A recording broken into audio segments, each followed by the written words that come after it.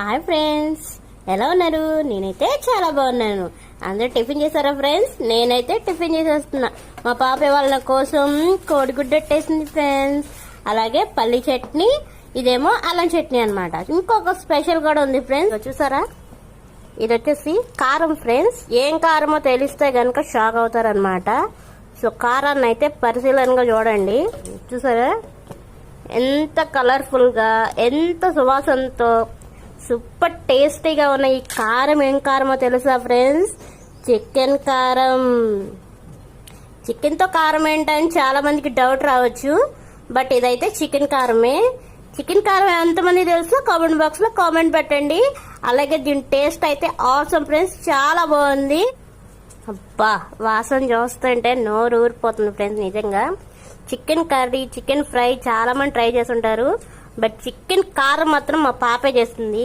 మా పాప ఎంతైనా గ్రేట్ కదా ఫ్రెండ్స్. అసలు ఒక్క ముద్ద వేడి అన్నంలో వేసుకొని కలుపుకొని తింటే